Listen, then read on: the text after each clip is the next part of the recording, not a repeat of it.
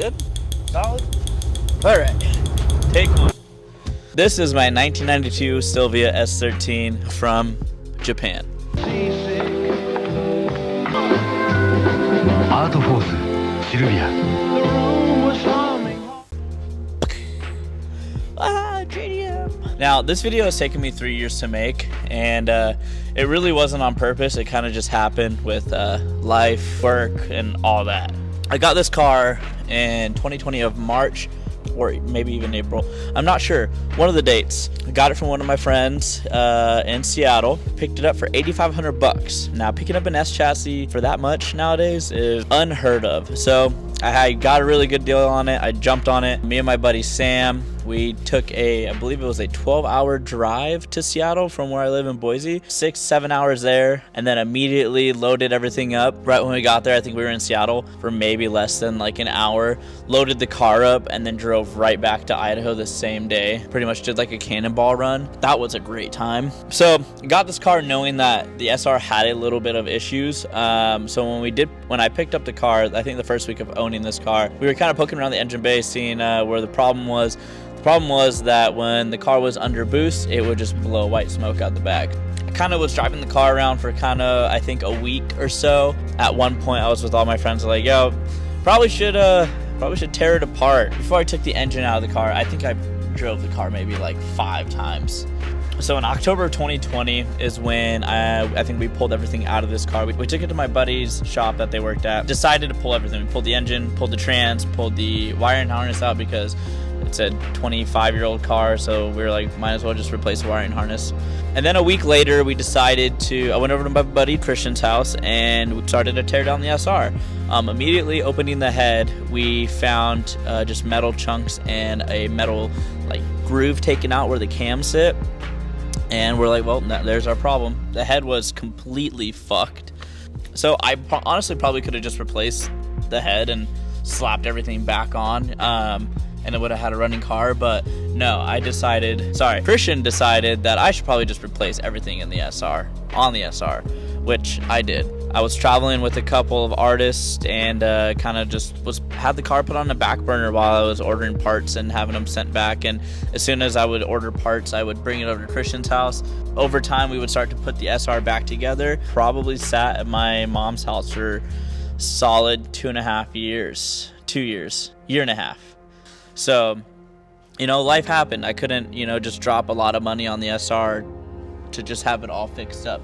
So everything in the SR is brand new. We had the block machined and honed. Everything was all cleaned up. I got 2 heads, 1 used head, and then I got a brand new head that was clean. It had forged internals. It was chef's kiss. This car wouldn't be running if it wasn't for Christian, Sean, Steve-O. They've helped out so much with everything, and I just want to give a big thank you to those guys, because if it wasn't for them, this car wouldn't even be running. Zero clue on how to take apart everything. Watching them, I've learned a lot about my engine. It was really cool to kind of be with them and film everything. Shout out to them.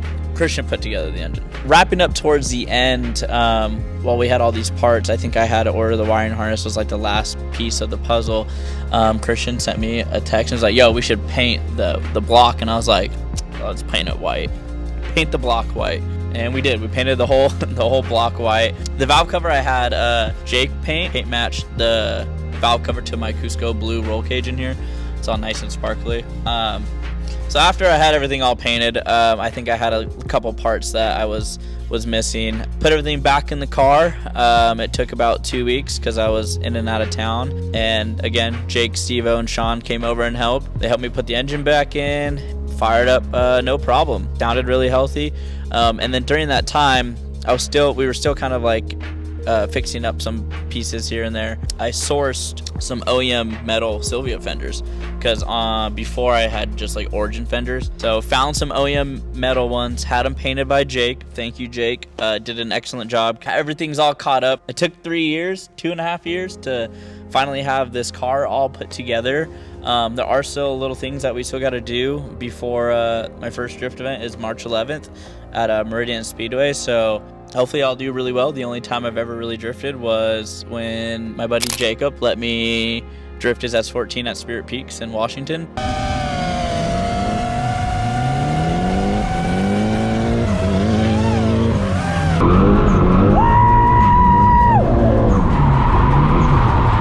Assetto Corsa, sim drifting.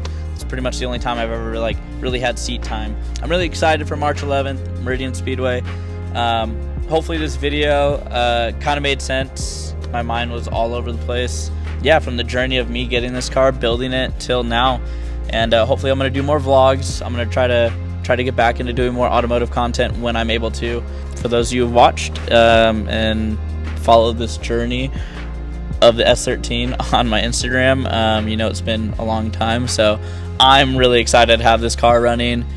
Thank you guys for watching, and I hope you have a lovely day. Bye. Oh my god.